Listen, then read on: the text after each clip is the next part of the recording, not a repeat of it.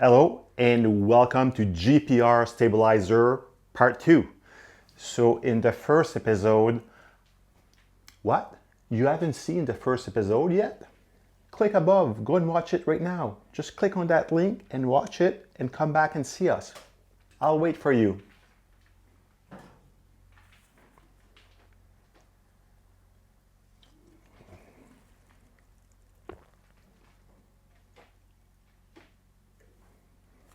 All right, so you're back, you watch it?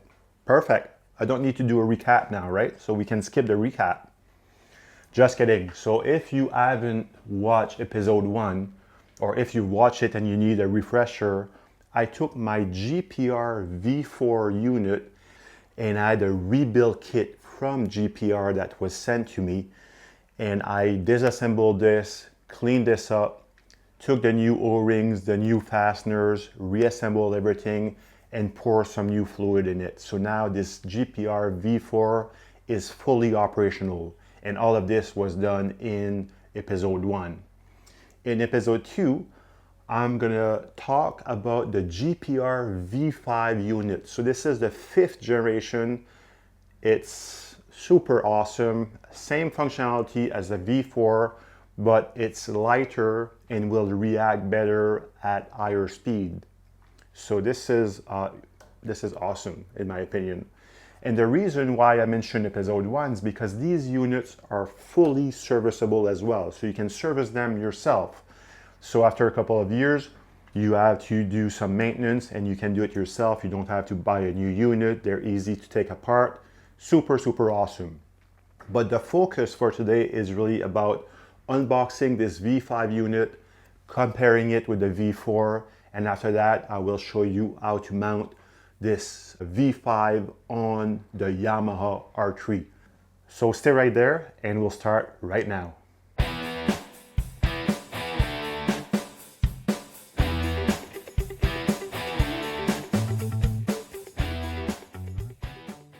All right, folks, welcome back. So as I mentioned earlier, I will be replacing the GPR V4 unit with a V5 unit that I haven't unboxed yet. So I'll do this in the next few minutes. But while I'm doing this, I wanted to explain why I chose GPR for my bikes. I currently have a few of these units on my R6. Actually, I have this unit, the V4 unit on my 2R6. And I've loved them. They are very reliable. I've had them for quite a few years. And what I like about them as well is that you can service them yourself. So you can simply call GPR and they'll ship you a new kit that includes some O-rings and some new bolts to reconnect everything or reassemble everything properly.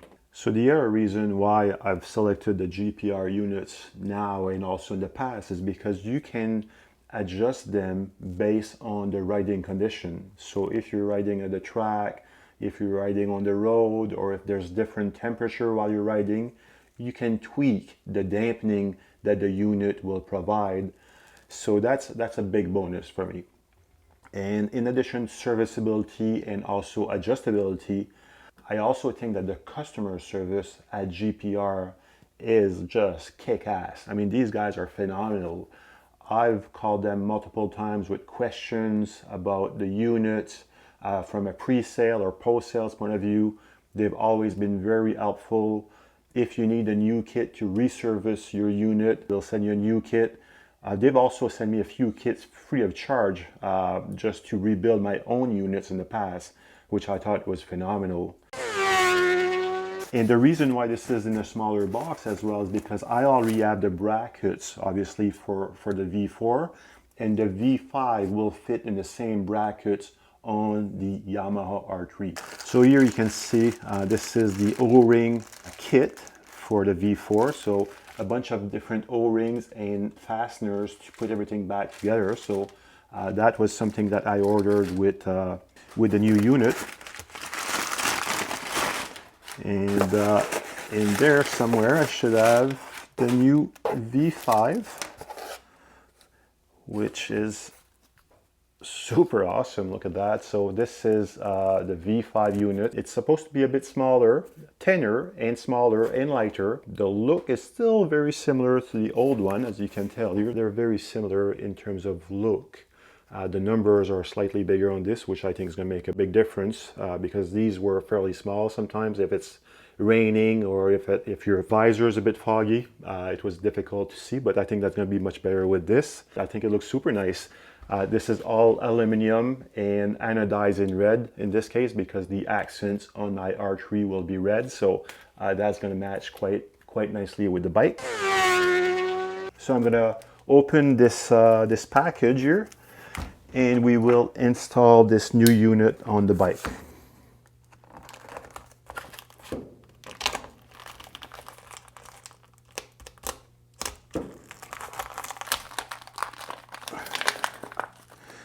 Okay, so what we have in this package, we have a little sticker and some instructions.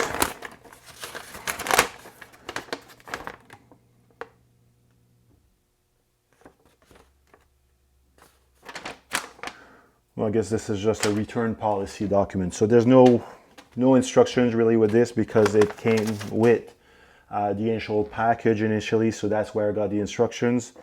So this is basically the new unit. So it comes with the 2 X bolt to attach it to the mounting bracket. And that's the unit here, folks. So you can see that it's super nice.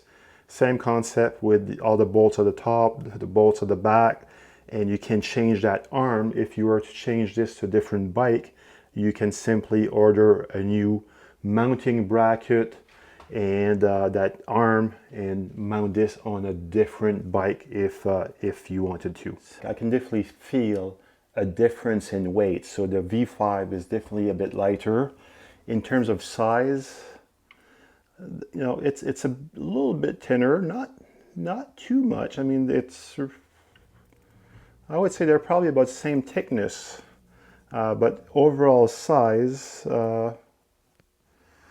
yeah, I mean, okay, it's definitely lighter. I wouldn't say that it's much smaller than the V4. So you can see the 2 units here side by side, but this one, the red one or the V5, is definitely lighter. So in terms of size, probably about the same size, but V5 is lighter. In terms of settings, this one also has 20 different options or clicking options, so you can increase the dampening or decrease the dampening, and you can do this with one hand while riding. So this is really awesome. It really adds a lot of value because you can adjust on the fly while you're riding. The other thing as well, I know I'm repeating myself, but the other thing that's nice about this is that you can change this and port this to a different bike. So if you sell your bike, you crash your bike, you can take this and port this to a different bike simply by changing the mounting bracket and getting a new arm for the back as well. So you can call GPR for this and they can sell you the proper components to switch from one bike to another.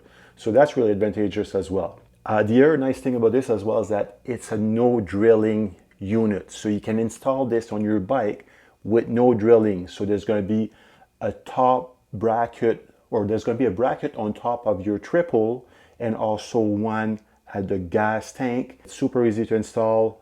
It's going to take you probably about 10-15 minutes at most, and it works like a charm. So having said that, let's go and install this on the bike and you'll be able to see what it looks like. Okay, so in order to mount this unit, it's normally fairly easy. You would install the bracket on your top triple. In this case, you have to remove the stem nut, put the bracket, put your stem nut back on, install that mounting bracket on the tank, and after that, you simply put your stabilizer on top of it, and you use the supplied bolts that came with the unit to secure everything on top of that mounting bracket. So for those 2 fasteners, I normally don't put any tread locker because at the racetrack, I will remove this quite often over the course of a weekend. So I don't see any value in having tread locker. If you're only removing this once in a blue moon, then I would strongly recommend that you put some tread locker to anchor this on the bracket. Once this is secure, the last thing you have to do is that there's a pinch bolt on this side here. Once you're done torquing those two bolts here, you will have to torque the pinch screw or pinch bolt on this side here to make sure that the bracket is gonna squeeze the arm of the stabilizer in place. So this is the last thing that needs to be done. And once this is solid, then you are all set to go riding. So the main reason why you want to use a steering damper is because it's going to control the side sweep motion of your handlebars. And by doing so, it will prevent, or it should reduce the possibility of a tank slapper or a speed wobble, but it will also help you in the event where you would hit like a pothole or some debris on the road or the track. The steering damper will do a lot of the work and absorb a lot of this energy for you, so you don't have to fight the handlebars in order to keep control of the bike. So that's really the advantage of those steering dampers. So they do a lot of the work for you and really increase your security and your safety on the bike. Hopefully that was helpful to you guys. If it was, do me a favor, smash that like button, and as usual, stay safe, ride safe, and we'll see you soon. Cheers.